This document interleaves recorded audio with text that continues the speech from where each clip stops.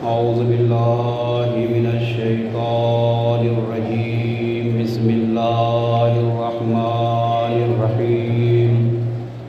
الحمد لله الذي هدانا لهذا وما كنا لنهتدي لولا أن هدانا الله. لقد جاءت رسل ربنا بالحق والصلاة والسلام على أشرف الأنبياء والمرسلين وعلى النبي المكي المدني القرشي الهاشمي سيدنا ونبينا سيد أبي القاسم محمد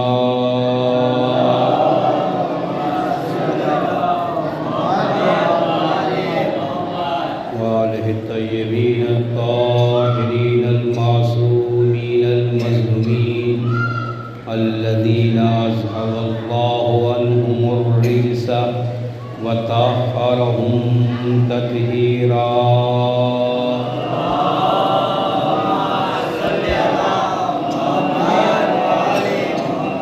بسم الله الرحمن الرحيم. رب اشرح لي صدري ويسر لي أمري واحلل عقدة من لساني يفقهوا قولي. أما بعد فقد قال الله تعالى في القرآن الكريم.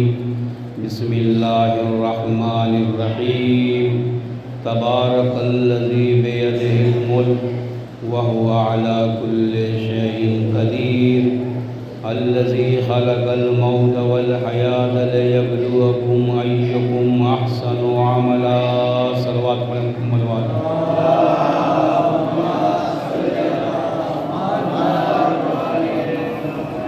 فیضان گرامی. اس سے قبل کی آیت کے ذیل میں آپ کے سامنے کچھ باتوں کو آپ کی سماعت کے حوالے کروں. میں کچھ اعلانات ہیں، کچھ بیانات ہیں جو آپ کے گوش گزار کرنا ہے.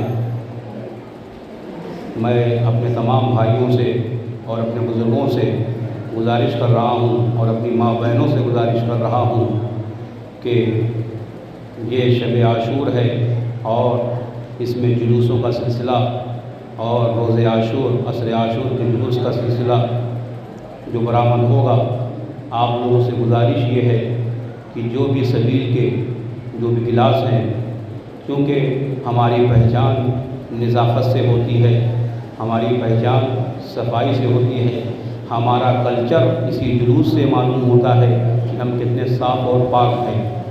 تو میری گزارش اپنے جوانوں سے یہ ہے کہ اگر وہ شربت پی رہے ہوں، اگر وہ چائے پی رہے ہوں، یا اگر وہ کسی طرح کی پلاسٹک ان کے ہاتھ میں ہو تو اسے ڈسٹ بن میں ڈالیں، تاکہ آپ کا کلچر دوسروں کو معلوم ہو کہ بھئی یہ قوم الگ قوم ہے.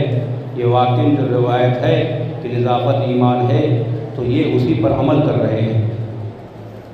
اور سب سے زیادہ اپنے چھوٹے بچوں سے گزارش کر رہا ہوں اور اپنے جوانوں سے گزارش کر رہا ہوں کہ جب بھی کوئی ایسا گلاس ہو یا سڑک میں مل جائے یا آپ کو راستے میں مل جائے، کوشش یہ کریے کہ اسے ڈسٹ بن میں ڈال دیجیے. میں نے کل نقل کیا، یہ وہ مقام ہے، جو وہ جگہ ہے پیر سے گلاس کو ہٹانے والے کا ثواب ملتا ہے. یعنی آپ کا ایک ایک عمل خداوند کریم اس کا ثواب کاؤنٹ کرتا ہے، آپ کے نامہ اعمال میں لکھتا ہے. اس سے پہلے نقل کر چکا کہ یعنی صرف چائے پلایا ہے تو چائے پلانے کا حساب ہے. اگر اسے مجھے معلوم ہوتا کہ چائے پلانے کا اتنا ثواب ہے تو میں زندگی بھر چائے نکالتا رہتا. تو آپ سے مؤدبانہ گزارش ہے کہ اگر ایسا کوئی مسئلہ ہو تو وہ جو کچڑا ہے اس کو ڈسٹ بن میں ڈالیں. اور دوسرا مسئلہ یہ ہے کہ امام کا جو آخری عمل ہے وہ نماز ہے. مولا عباس علیہ السلام کی جو پہچان ہے کربلا میں، جب سر قلم کر کے گھوڑے کے گردن میں ڈال دیا گیا تو چہرے سے پیشانی سے اتنا نور ساطع ہو رہا تھا، دشمن کہہ رہا تھا کہ یہ کون سا چہرہ ہے، کون سی شخصیت ہے. یعنی سجدہ مولا عباس علیہ السلام نے اتنا کیا تھا، باقاعدہ دور سے دکھائی دیتا تھا سجدے کا نشان. اور یہ مومنوں کی علامت ہے، یہ تو امیر المومنین کا بیٹا ہے. سجدے کا نشان، یہ قرآن کی آیت ہے، یہ مومنوں کی علامت ہے. یہ جو سیما ہے، یہ جو علامت ہے سجدے کا نشان ہونا، یہ مومنوں کی علامت ہے۔ تو آپ چونکہ چاہنے والے ہیں کربلا والوں کے، تو آپ بھی ایسا نہ ہو کہ کل جلوس کے چکر میں اور ماتم کرتے کرتے، یا مثلاً نماز قائم ہو اور آپ ایک طرف چائے پی رہے ہوں، ایک طرف سگریٹ پی رہے ہوں، ایک طرف گٹکا کھا رہے ہوں، تو کوشش یہ کریے، ثابت کر دیجئے کہ ہم امام کے ماننے والے ہیں، حسین کے ماننے والے ہیں، عباس علمبردار کے ماننے والے ہیں۔ تو یہ چیزیں یا تو پہلے کھا لیا کیجئے یا بعد میں کھائیے، اور جو زنجیر کا ماتم ہوگا یا کما کا ماتم ہوگا، کوشش یہ کریے کہ نماز پڑھنے کے بعد پڑھیں، ورنہ پھر آپ کے پاس مسائل آئیں گے کہ مجھے نہانا ہے، مجھے پاک ہونا ہے۔ تو عزیزان گرامی، چونکہ حقیقی اقدار وہی ہے، جو عمل ہمارے ائمہ نے انجام دیا ہے تو ہمارے لیے لازم ہو جاتا ہے پہلے اسے انجام دیں، پھر محبت کا اظہار کیا جائے۔ جہاں بھی نماز قائم ہو، جیسا کہ جوانوں نے ایک جگہ معین کر رکھی ہے، تو آپ لوگوں سے مؤدبانہ گزارش ہے، مغرب عشاء کی نماز وہاں قائم ہوگی تو کوشش کریے اپنے بچوں کو بھی لے کر آئیے کہ بیٹا دیکھو پہلے نماز پڑھنی ہے، کیونکہ آقا نے سب سے آخری وقت میں نماز پڑھنے کی مہلت مانگی، سجدہ کرنے کی مہلت مانگی۔ تو آپ سے گزارش ہے، مؤدبانہ گزارش ہے کہ اس پر عمل کریے۔ ایسا نہ ہو کہ دن بھر آپ نے عمل کیا اور جو آخری مرحلہ تھا آپ اس میں فیل ہو گئے۔ آپ کی آزمائش ہے کل، آپ کا امتحان ہے کل، یعنی خداوند کریم ارشاد فرما رہا ہے کہ ہم نے موت و حیات کو خلق کیا۔ اور بہرحال ایک گزارش اور اپنی ماں بہنوں سے ہے کہ اگر وہ جلوس میں جاتی ہیں تو پردے کا اہتمام کریں، پردے کا خاص خیال کریں۔ کیوں کہ عام طور سے ہوتا یہ ہے، یا تو غم میں ایسا ہوتا کہ چادر سر سے اتر جاتی ہے، نہیں، آپ کنیز جناب زینب صلوات اللہ علیہ ہیں، جناب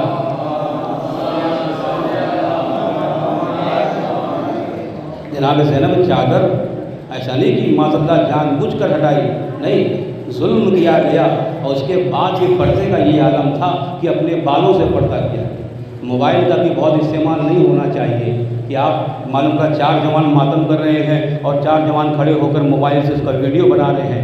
اس وقت ہمارے غم کا معاملہ ہے، اپنے باپ سے مرنے کا زیادہ غم ہے۔ زیادہ مسافہ نہ کریں، زیادہ خوشی کی باتیں نہ کریں، زیادہ ہنسے نہیں، گریبان کو چاک رکھیے، سیاہ لباس پہنیے اور آستینوں کو الٹ کر رکھیے، معلوم ہو جائے کہ ان کے ہاں کوئی نہ کوئی حادثہ پیش آیا ہے۔ جس طریقے سے ہمارا کوئی گزر جاتا ہے تو ہمیں ہوش نہیں ہوتا اور ہم صرف گریہ کرتے رہتے ہیں۔ آپ کا گریبان کہاں جاتا ہے، آپ کی آستین کہاں جاتی ہے؟ باقاعدہ یعنی آداب عزاداری یہ ہے کہ آپ سیاہ لباس پہنیے اور آپ کا گریبان چاک ہونا چاہیے، کنگھی کرنا اور دوسرے جو چہرے کو صاف کر، یہ 2-4 دن آپ ایک دم اس سے پرہیز کریے۔ یہ غم کا معاملہ ہے، اگر آپ کا کوئی مر جاتا ہے آدمی کو ہوش نہیں ہوتا، یہ تو پوری کائنات کے مالک کا ہے غم ہے، جس کی وجہ سے یہ کائنات کو خلق کیا گیا ہے۔ تو ہم چونکہ چاہنے والے ہیں، میں اپنے تمام جوانوں سے گزارش کر رہا ہوں، یہ کنگھی کرنا، یہ بالوں کو سنوارنا اور یہ جتنی بھی تمام چیزیں ہیں، یہ آرائش کی، یہ کل اور آج آپ کو چھوڑ دینا ہوگی۔ اور جس طریقے سے ایسے گھر سے نکلیے کہ لوگ کہہ دیں کہ ہاں ان کے گھر کوئی غم آیا ہے، ان کے یہاں کوئی حادثہ پیش آیا ہے۔ صلوات پڑھیں محمد وعلی محمد۔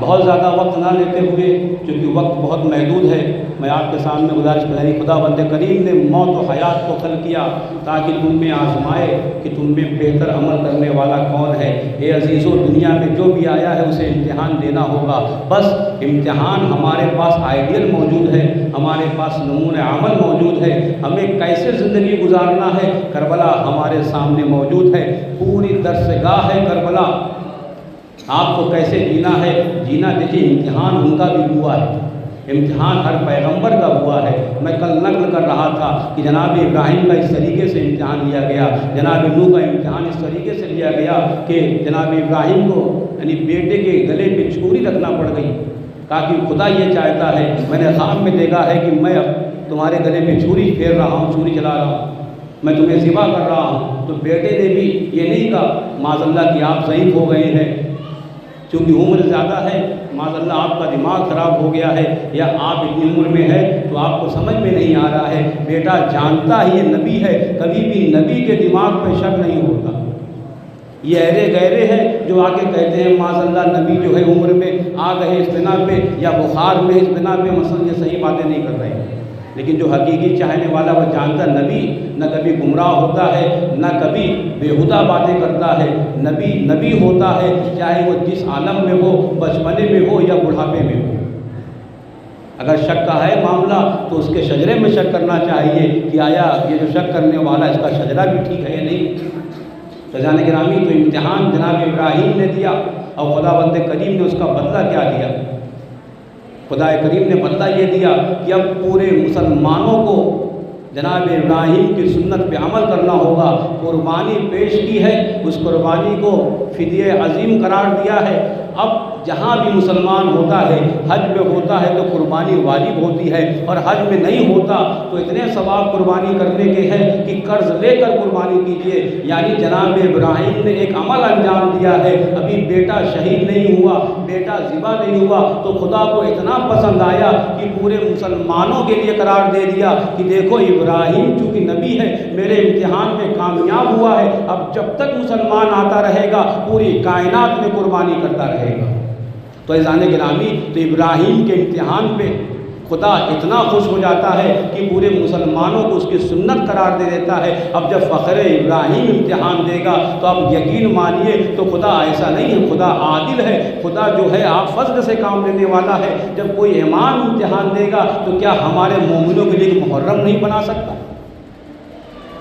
ایسا کر دوں گا کہ ابراہیم کے لیے پورے مسلمان قربانی کریں گے، لیکن جب رسول کا بیٹا امتحان دے گا تو ایک ایسا محرم پوری قوم کو دے دوں گا، اس کو ایرا گہرا انجام نہیں دے سکتا، بس اس کو انجام دے گا تو کوئی مومنی انجام دے گا۔ صلوات پڑھے محمد و آل محمد پر۔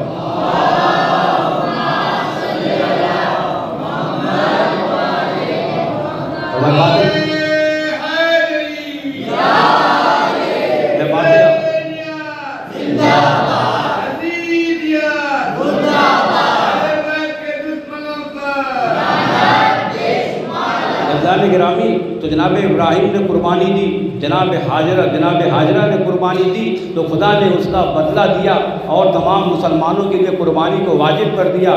جناب اسماعیل نے اگر ایڑیاں رگڑی تو اس کے بدلے میں زمزم عطا کر دیا۔ میں آپ کے سامنے ایک بات کرنا چاہتا ہوں، زمزم وہ پانی ہے جسے ہر ایرا غیرہ جو بھی حج پہ پہنچ جاتا ہے وہ اس کو استعمال کرتا ہے، وہ اسے لے کر آتا ہے نہیں کہ زمزم نکلا ہے بھیڑیاں رگڑنے سے، تو ہر ایرا گہرا جو بھی چاہتا ہے وہ ایک بوٹل وہاں سے لے کر آتا ہے، اسے بانٹا جاتا ہے۔ یعنی ابراہیم کی اگر قربانی ہو تو ہر عام و خاص شریک ہو سکتا ہے، لیکن جب فخر ابراہیم قربانی دیتا ہے تو بس یہ اسے خدا ایسا آب زمزم عطا کرتا ہے، آنسو کی شکل میں عطا کرتا ہے، بس یہ ایرے گہرے کی آنکھوں سے نہیں نکلتا، اب جب نکلتا ہے تو مومنوں کے دلوں سے نکلتا ہے، اور آنسو اتنا قیمتی ہوتا ہے کہ ابراہیم ہم تمہارے بیٹے کی قربانی پہ زمزم دیں گے، لیکن جب فخر ابراہیم قربانی دے گا تو ہم ایسا پانی عطا کریں گے، ایسا پانی عطا کریں گے، یہ ہر گہرے کی آنکھوں سے نہیں نکلے گا، ہر آدمی کی دسترس اس تک نہیں ہوگی، اور یہ ایسا پانی ہوگا اگر ایک قطرہ جہنم میں ڈال دیا جائے گا تو جہنم کی آنکھ سرد ہو جائے گی، کہ یہ ہر کسی کو نہیں مل سکتا۔ تو عزیزوں فیصلہ ہو گیا، ابراہیم نے قربانی دی اور خدا نے فدیہ عظیم قرار دیا، لیکن ابراہیم شہید نہیں ہوئے، لیکن جب حسین نے قربانی دی ہے تو اس کا بدلہ خدا نے ایسا دیا کہ ایک ایسی قوم آئے گی، یہ ایسا پانی ان کے جگر میں رکھوں گا کہ ہر ایرے گہرے کی آنکھوں سے نہیں نکلے گا۔ صلوات پڑھے محمد و آل محمد پر۔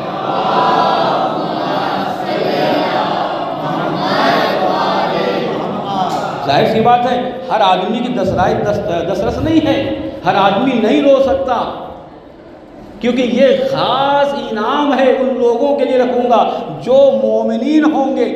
اور باقاعدہ علامہ تقی جاوید نے پوچھا کہا کہ یہ جو امام کو کہا گیا ہے کشتی ہے اور حسین کی کشتی زیادہ تیز چلنے والی ہے، تو یہ کشتی کہاں چلتی ہے؟ تو انہوں نے بڑا اچھا جملہ کہا دیکھو کشتی کے چلنے کے لیے پانی کی ضرورت ہوتی ہے، حسین کی کشتی مومنوں کے آنسوؤں میں چلا کرتی ہے۔ صلوات پڑھے محمد و آل محمد پر۔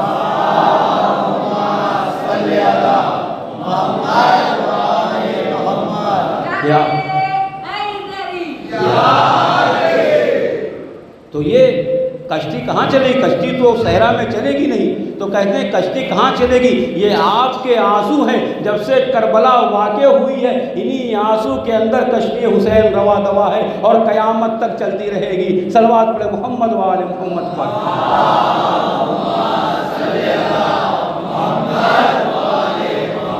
میں تمام باتوں کو چھوڑتا جا رہا ہوں، عزیزان گرامی ایک بات اور نقل کر دیتا ہوں۔ جناب ابراہیم سے خدا نے کہا خانہ کعبہ کو بناؤ، خانہ کعبہ کی دیواروں کو بناؤ۔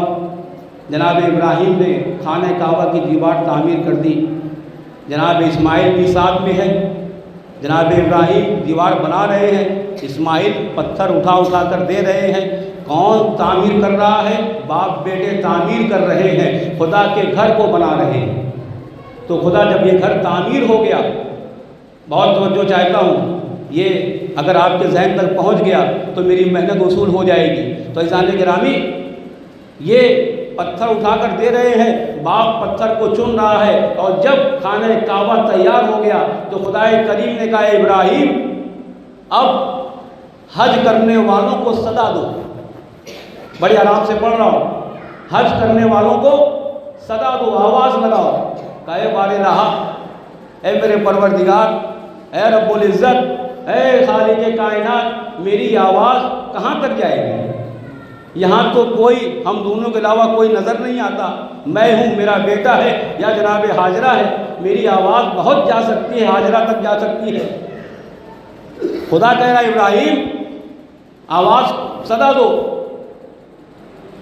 آواز کرو، آواز لگاؤ۔ کہا بار الہ میں آواز میں حج کے لیے بلاؤں گا تو، لیکن میری صحرا ہے، یہ کوئی بند مسجد نہیں جس کی آواز باہر تک بھی جا رہی ہوگی، کیونکہ آواز گونج رہی ہے۔ ایک مرتبہ ابراہیم نے جب یہ کہا اے میرے پروردگار میں آواز دوں گا تو یہ بہت دور تک نہیں جائے گی، تو خدا کریم نے کہا کہ اے ابراہیم تمہارا کام ہے عمل کرنا، تمہارا کام ہے عمل کرنا، تم آواز لگاؤ، ہم تمہاری آواز کو کائنات کے ہر گوشے گوشے میں پہنچا دیں گے۔ تم حج کے لیے بلاؤ، ہم تمہاری آواز کو کائنات کے گوشے گوشے میں پہنچا دیں گے، یہاں تک کہ وہ افراد جو آدمیوں کے ظلم میں ہیں، ان کی پشت میں ہیں، ان تک پہنچا دوں گا۔ یعنی جو آپ کی نسلیں آنے والی ہیں، قیامت تک جو ہماری نسلیں آنے والی ہے، کہ یہ آواز ان کی پشت تک پہنچا دوں گا، اور ان ماہوں کی رحم تک پہنچا دوں گا جہاں پہ بچہ جنم لیتا ہے۔ کہ تم بلاؤ، حج کرنے کے لیے بلاؤ، کہاں تک پہنچاؤں گا؟ کہ آدمیوں کی پشت تک، صلب تک پہنچا دوں گا، اور قیامت تک جو انسان آنے والا ہے اس تک پہنچا دوں گا۔ تمہارا کام ہے آواز دینا، اور جناب ابراہیم نے آواز دی، اور جناب ابراہیم نے کہا حج کرنے کے لیے آؤ، یہ خانہ خدا ہے۔ تو خدا کریم نے ایسا سسٹم رکھا، ایسا طریقہ اپنایا کہ قیامت تک کے لیے جو بھی انسان آنے والا ہے، اگر وہ جناب ابراہیم کی آواز پہ لبیک کہتا ہے، اللہم لبیک لا شریک لک لبیک، اگر دنیا کے کونے کونے میں ہے، اگر آواز جناب ابراہیم کی پہنچ چکی ہے، اگر اس نے لبیک کہا ہے، اگر وہ باپ کی پشت میں ہے یا ماں کے رحم میں ہے یا ماں کے شکم میں ہے، تو یہ آواز وہاں تک پہنچ گئی ہے، اور جس بندے نے جناب ابراہیم کی آواز پر لبیک کہا، بس اسی بندے کو حج نصیب ہوتا ہے، بس اسی بندے کو حج نصیب ہوتا ہے۔ ابراہیم نے خانہ کعبہ بنایا ہے، خانہ کعبہ بچایا نہیں ہے۔ جناب ابراہیم نے خانہ کعبہ کی تعمیر کی ہے، اور خدا کرے ابراہیم تمہاری آواز کو نسلوں تک پہنچا دوں گا، اور قیامت تک جتنے افراد آئیں گے ان کی صلبوں تک پہنچا دوں گا۔ اب جو بندہ لبیک کہے گا، بس وہ حج نصیب ہوگا۔ اسی بنا پہ آپ نے دیکھا ہے بیچارہ نادار ہے، کچھ بھی نہیں ہے، لیکن ایک ایسا سسٹم بنتا ہے، غریب ہے، فقیر ہے، ایک ایسا وقت بنتا ہے وہ حاجی بن جاتا ہے۔ کیوں حاجی بن جاتا ہے؟ چونکہ اس نے ابراہیم کی آواز پہ لبیک کہا ہے، اس لیے وہ حاجی بن جاتا ہے۔ اے میرے دوستو، اے میرے عزیزو، یہ ابراہیم کا معاملہ ہے، اور جب فخر ابراہیم آواز دے گا کہ جب حسین کہے گا حل من ناصر ینصرنا، تو خدا تو اتنا غیر عادل نہیں ہے، ابراہیم کی آواز قیامت تک پہنچا سکتا ہے کہ اے حسین اب جب تم آواز دو گے ہم تمہاری آواز قیامت تک کے افراد تک پہنچا دیں گے۔ اور یہی وجہ ہے جب بھی حسین کا نام آتا ہے تو ہمارے ہاں نعرہ لگتا ہے لبیک یا حسین، صلوات پڑھے محمد و آل محمد پر۔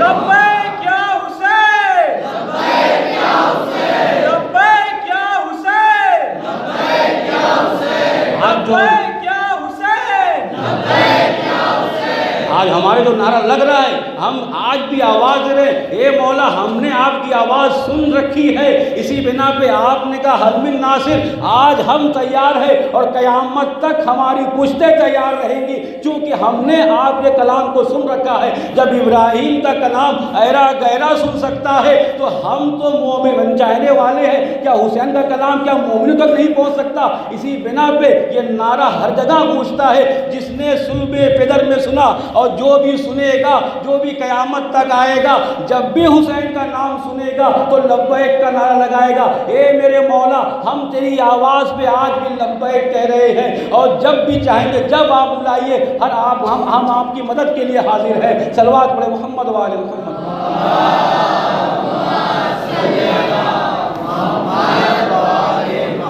عزیزان گرامی، یہ حسین ہے جب فخر انبیاء ہے، جب نبی کے لیے خدا اتنا اہتمام کر سکتا ہے تو جب حسین آواز دے گا۔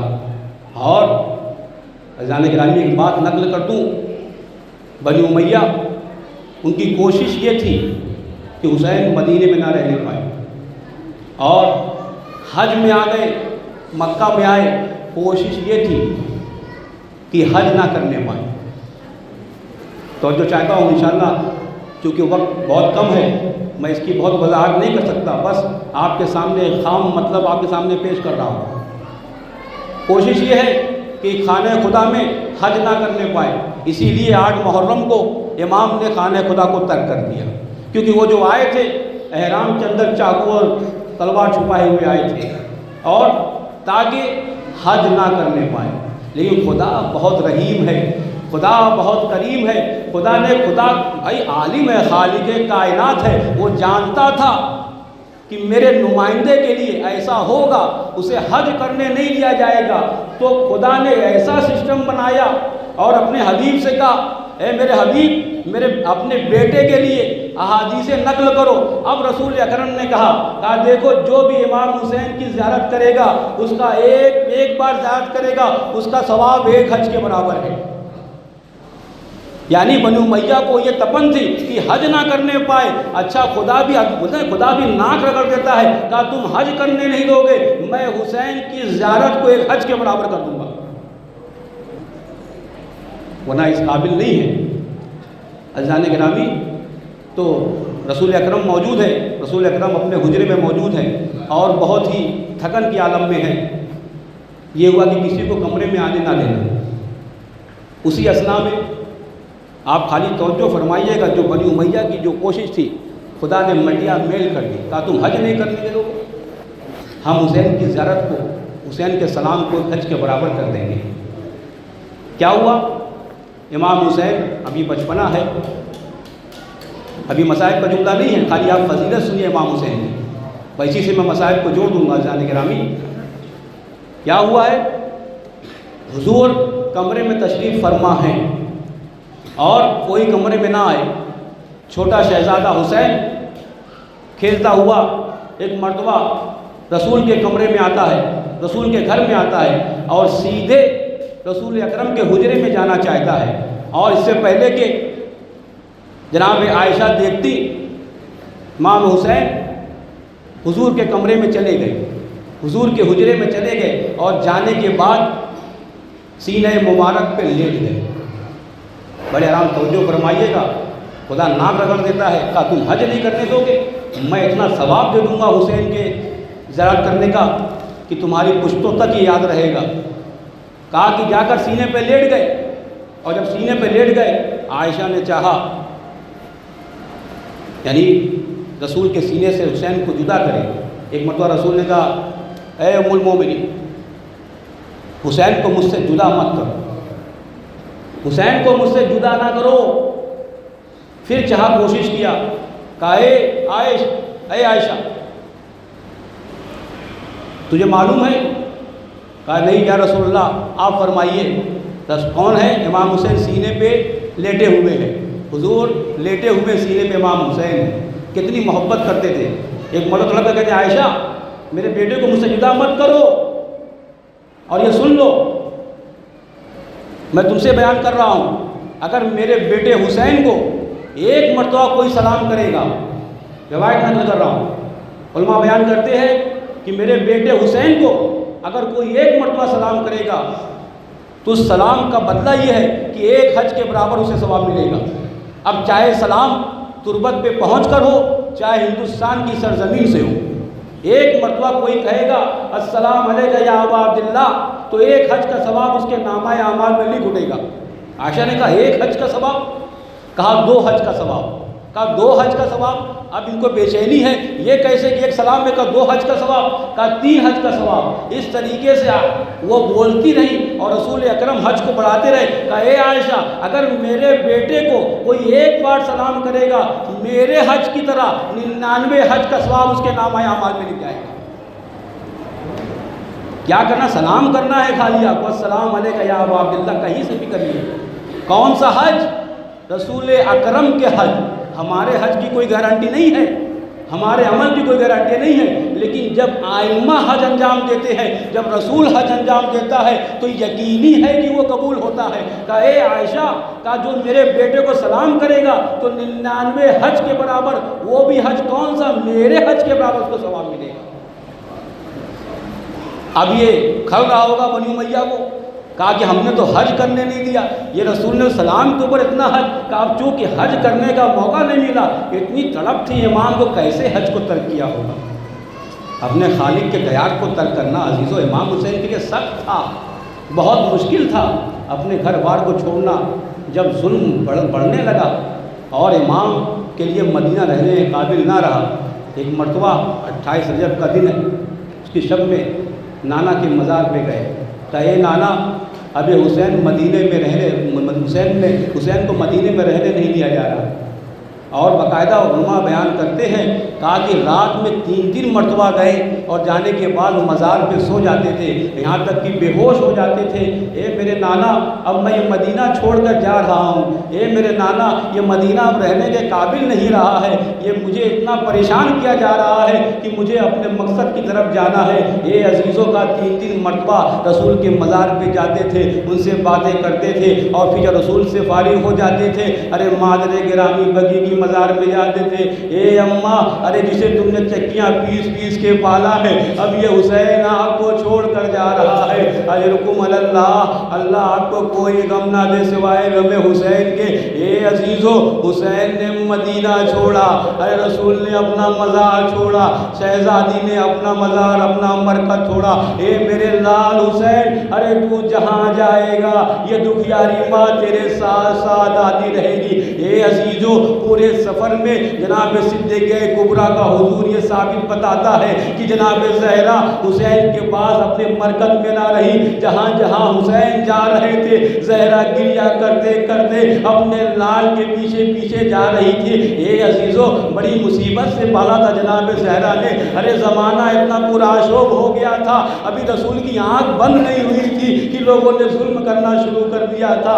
ایسے حالات میں حسین کو پرواہ قربان چڑھایا تھا۔ ہاں عزیزو، حسین جب کربلا میں آئے، میں پورے مصائب کو ختم کرتا ہوں، اور جب کربلا میں آنے کے بعد کا شب عاشور آئی، اور ایک دن کی جو مہلت مانگی شب عاشور کی، کا بیویوں نے اپنی قربانیوں کو سجانا شروع کر دیا ہے۔ علی اکبر کو ام لیلہ بیان کر رہی ہے، اے میرے لال اکبر، ارے کل جو ہے مارکہ کارزار ہے، کل حصار کا وقت ہے، کل جان نچھاور کرنے کا وقت ہے۔ جناب زینب اور محمد سے کہہ رہی ہے، اور جناب فروا جناب قاسم سے کہہ رہی ہے، اور یہاں صحاب میں بھی چرچا ہو رہا ہے، دیکھو کل جو ہے حسین پہ آنچ نہ آنے پائے، اے حبیب، اے زہیر، یہ آپس میں باتیں کر رہے ہیں، کل ہمارے مولا کے ساتھ ایسا نہ ہو کہ ہم زندہ رہیں اور امام حسین پہ کوئی آنچ آ جائے۔ اے عزیزو، کہتے ہیں حالات کو دیکھنے کے لیے شب عاشور امام کرے خیمے کے باہر نکلے، اور ہر خیمے کے بعد نکلتے تھے اور یہ دیکھتے تھے کہ کس طریقے سے لوگ جان کو قربان کرنا چاہتے ہیں۔ اے عزیزو، میں نے کہا کہ جیسے ہی مدینہ چھوڑا ہے، دکھیاری ماں نے بھی مدینہ چھوڑ دیا ہے۔ اے میرے لال حسین، اگر کربلا تک جاؤ گے تو یہ ماں تمہارے پیچھے پیچھے آئے گی۔ اے عزیزو، کہتے امام شب عاشور جیسے ہی اپنے خیمے سے نکلے، ایک غلام ہے جس کا نافع بن ہلال نام ہے، کہتے جیسے امام نکلے، نافع نے احساس کیا، میرا مولا یکو تنہا خیمے سے باہر نکل رہا ہے۔ اے عزیزو، طرف گئے نافع کا، آہستہ آہستہ امام کے پیچھے چلنے لگے، اور جب وہ دور چلنے لگے، ایک مرتبہ امام نے کہا، اے نافع، تم میرا پیچھا کیوں کر رہے ہو؟ بہت توجہ عزیزان گرامی، ارباب ازاں بہت گریا کریں گے، کیسے اصحاب تھے، واقعی امام نے جو نعرہ دیا تھا، ایسے اصحاب نہ میرے نانا کو ملے، اور نہ ہی میرے بابا کو ملے، نہ ہی میرے بھیا حسن کو ملے۔ اے عزیزو، قدم کی ہاٹ سے پہچانتے تھے کہ آقا جا رہا ہے۔ نافع اس طریقے سے پیچھے پیچھے ہو گئے۔ ایک مرتبہ امام کہتے ہیں، اے نافع، تم میرا پیچھا کیوں کرتے ہو؟ نافع تڑپ گئے، اے مولا، زمانہ پورا شوب ہے، مجھے یہ خطرہ ہے کوئی اندھیرے کا فائدہ اٹھا کر آپ پہ کوئی تیر نہ چلا دے، یا آپ پہ کوئی حملہ نہ کر دے۔ اے عزیزو، نافع کو حسین نے قریب بلایا، اور کہتے اتنے قریب ہو گئے کہ مقتل کے قریب ہو گئے۔ کہتے اے نافع، یہ مقام دیکھ رہے ہو جہاں پہ میرا حبیب مارا جائے گا؟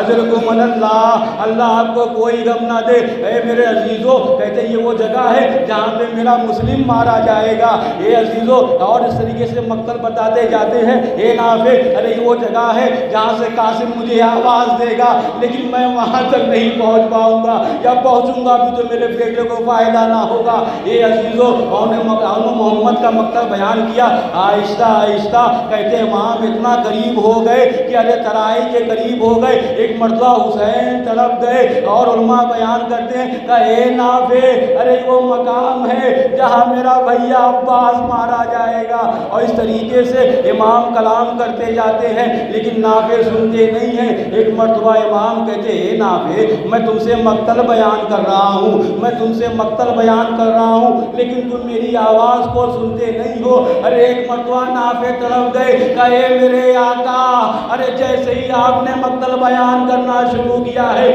کسی دکھیاری کی رونے کی آواز آ رہی ہے۔ حسین تڑپ گئے، اے نافع، اپنے ہاتھوں کو کانوں پہ رکھ لو، یہ کوئی اور نہیں، میری مادر گرامی فاطمہ الزہرا ہے۔ میں کہوں گا مولا، آج جناب فاطمہ کا اتنا احترام، کل ثانیہ زہرا ہوگی، سر پہ چادر نہ ہوگی، منادی یہ آواز دے رہا ہوگا، آج نہیں بنا دو رسول اللہ، یہ رسول اللہ کی بیٹیاں ہیں، اجرکم اللہ۔ ہاں عزیزو، امام اتنی محبت کرتے تھے اصحاب سے، بہت گریا کریے، یہ شب عاشور ہے، آج امام کو خوب پرسہ دیجئے۔ آپ کی مجلس میں کون کون آیا ہے؟ رسول اکرم موجود ہے، صدیقہ کائنات موجود ہے، علی مرتضیٰ موجود ہے۔ اے عزیزو، امام نے کبھی پورے کربلا میں بد دعا نہیں کی، لیکن جیسے ہی کہتے ہیں جناب علی اکبر کو بھیجا، ایک مرتبہ اپنی داڑھی کو ہاتھ سے پکڑتے ہیں اور شہادت کی انگلی سے آسمان کی طرف اشارہ کرتے ہیں، اے پروردگار میں ایسے جوان کو بھیج رہا ہوں ارے جو شکل و صورت میں، رفتار میں، کردار میں تیرے رسول کے مشابہ ہے۔ جب مجھے زیارت کرنا ہوتی تھی تو میں اس کی زیارت کر لیا کرتا تھا۔ اے عزیزو، اس کے بعد عمر سعد کا نام لیتے ہیں، اے عمر سعد ارے جیسے تو نے میری نسل کو منقطع کر دیا ہے، خدا تیری نسل کو نصف و نابود کر دے، تیری نسل کو منقطع کر دے۔ ہاں عزیزو، صبح عاشور آئی، معرکہ کارزار گرم ہو گیا اور اس کے بعد انصاروں نے جام شہادت نوش کیا، عائشہ کی باری آئی۔ اے عزیزو، اب یار و مددگار کوئی نہیں ہے، آپ کا آقا یک و تنہا ہے۔ ایک مرتبہ صدائے استغاثہ بلند کرتا ہے اور کہتا ہے، حل من ناصر ینصرنا، ہے کوئی جو میری مدد کرے، حل من ذاب یذب عن حرم رسول اللہ، ارے کوئی ہے جو حرم رسول کی حفاظت کرے۔ اے عزیزو، جیسے ہی حسین نے کہا بہت گریہ کرنے کا مقام ہے، ارے ششماہ نے اپنے کو جھولے سے گرا لیا۔ ارے جب رونے کی وجہ پوچھی، اے بہن زینب یہ رونے کی وجہ کیا ہے، ابھی تو میں زندہ ہوں۔ ایک مرتبہ زینب نے کہا، اے بھیا ارے جیسے ہی آپ نے صدائے استغاثہ بلند کی، ارے ششماہ نے جھولے سے گرا لیا۔ اے عزیزو، یہ سب سے بڑی قربانی ہے، یہ بہت بڑی قربانی ہے۔ کہتے ہیں علی اصغر کو آغوش میں لیا، لاؤ میں بچے کے لیے سبیل کا انتظام کرتا ہوں، اجرکم اللہ۔ اے عزیزو، ایک جملہ آپ سے نقل کرنا چاہتا ہوں، اگر آپ نے کبھی مانگا نہ ہو اور آپ کو کہا جائے کسی بدتمیز کسی کمینے سے کچھ مانگنا ہو تو آپ 10 مرتبہ سوچیں گے اس سے مانگوں کہ نہیں مانگوں۔ آپ نے کبھی مانگا نہ ہو، عزیزو بنی ہاشم کا ایسا گھرانہ تھا کہ آج تک دیا تھا، کبھی مانگا نہیں تھا۔ علماء بیان کرتے ہیں ارے حسین کو تو مانگنا بھی نہیں آتا تھا، ارے جو کبھی مانگا ہو تو وہ جانتا ہے کیسے مانگا جائے۔ حسین نے تو ہمیشہ عطیہ کیا تھا، حسین نے تو ہمیشہ دیا تھا، اب حسین کو سمجھ میں نہیں آ رہا تھا کہ مانگے تو بھی کیسے مانگے۔ ارے اصغر کو آغوش میں لیا اور فوج اشقیاء کے سامنے آئے، کہ اے فوج اشقیاء اگر میں تمہاری نظر میں خطاوار ہوں، ارے اس ششماہ نے تو کوئی خطا نہیں کی ہے۔ اے عزیزو، یہ واحد مقام ہے جہاں پہ امام نے اپنے شیعوں کو یاد کیا ہے۔ جناب سکینہ سے منقول ہے، جناب سکینہ بیان کرتی ہیں، کہتی ہیں کہ جب اصغر کو لے کر چلے، ان کا بیان ہے کہ جب اصغر کو لے کر چلے اور وہاں پہ جانے کے بعد ہم لوگوں کو امام نے یاد کیا ہے اور کہتے ہیں، شیعت اما ام شربتم معاذ بن فذکرونی، اے میرے شیعوں ارے جب تم ٹھنڈا پانی پینا اپنے آقا کی پیاس کو یاد کر لینا۔ اے عزیزو، ہمیں یاد فرمایا امام نے اور اس کے بعد بڑا دردناک جملہ ہے، اے میرے شیعوں لیتکم فی یوم عاشوراء، اے میرے شیعوں ارے تم عاشوراء کے دن اگر کربلا میں ہوتے تو تم سب کے سب دیکھتے، ارے کئی پاس تسکیل طفلی، ارے میں اپنے بچے کے لیے کس طریقے سے پانی مانگ رہا تھا، لیکن فوج اشقیاء نے جفا کیا۔ اے عزیزو، ایک مرتبہ حسین کہتے ہیں، اے اصغر ارے تم حجت خدا کے فرزند ہو، اپنی حجت کو تمام کرو۔ کہتے ہیں جناب علی اصغر نے اپنی سوکھی زبان کو اپنے ننھے ننھے ہونٹوں پہ پھیرنا شروع کیا، ارے فوج اشقیاء دہاڑے مار کر رونے لگی۔ ایک مرتبہ عمر سعد نے دیکھا یہ تو معاملہ بدل جائے گا، کہتا اینا اینا ہرملہ ایکتا کلام الحسین، اے ہرملہ ارے تو کہاں ہے، حسین کے کلام کو قطع کر دے۔ اے عزیزو، ہرملہ کون ہے؟ بہت ماہر تیر انداز ہے، کا تیر کمان لے کر آتا ہے اور تیر چلانا چاہتا ہے لیکن ہاتھ کانپ جاتا ہے۔ آپ دیکھیں کتنا ماہر ہے۔ ایک مرتبہ عمر سعد کہتا ہے، اے ہرملہ ارے جب بھی مجھے کوئی تیر کمان کے بارے میں پوچھتا تھا، تیر اندازی کے بارے میں پوچھتا تھا تو میں تیرا نام لیا کرتا تھا، آج تجھے کیا ہوا ہے کہ تیرا تیر کمان چھوٹ جاتا ہے؟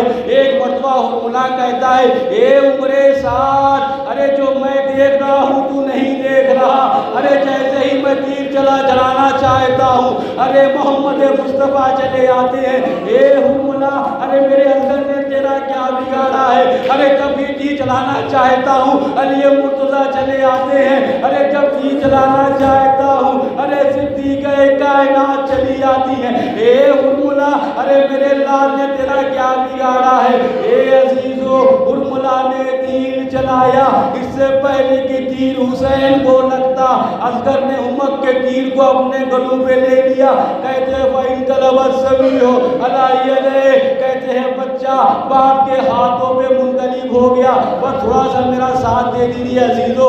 हुसैन का तीर लगा है और वो खून अपने चेहरे पर मलते हैं और असगर को लेकर आ रहे हैं, आहिस्ता आहिस्ता आ रहे हैं। किस लिए ले गए थे? अरे मैं बच्चे को पानी पिला लाऊं। ए अजीजो, जनाब इमाम हुसैन ने बहुत बड़े बड़े जनाजे उठाए हैं, जनाब कासिम के जनाजे के टुकड़े उठाए हैं, औनो मोहम्मद के जनाजे को उठाया है, अरे करियल जवान अली अकबर के जनाजे को उठाया है और अपने से बराबर भाई के जनाजे को उठाया है, लेकिन कभी भी इमाम हुसैन के कदमों में थरथराहट नहीं हुई। लेकिन ये कौन सा कीमती जनाजा है, अरे ये कितना वजनी जनाजा है। हुसैन खैमे के पास आए तो हैं, लेकिन हिम्मत नहीं होती है। अरे 7 मरतबा आगे जाते हैं, 7 मरतबा पीछे जाते हैं, कलमा इस्तिरजा पढ़ रहे हैं, इन्ना लिल्लाहि व इन्ना इलैहि राजिऊन। ए अजीजो, जैसे ही बाबा की आहट सुनी, अरे 3 बरस की सकीना अरे दरे खैमा पे चली आई। अब जो हाल देखा तड़प गई, का इससे पहले कि सकीना कुछ कहती, अरे रुबाब दौड़ती हुई दरे खैमा पे आई और जैसे ही आगोश इमाम को देखा, अरे मरसिया पढ़ना शुरू किया, सरों को पीटना शुरू किया। या बुनैया, ए मेरे लाल, अब मिस्रों का दुल्हन, क्या तेरे जैसे भी सिवा कर दिए जाते हैं। अरे रुबाब को लुट गई, ए मेरे असगर, क्या तुझ जैसे को भी सिवा किया जाता है। वसयालमुल लज़ीना ज़लमू अय्युल क़लबिन यनक़लिबून अला लानतुल्लाहि अलल क़ौमिज़ ज़ालिमीन। मातम हुसैन।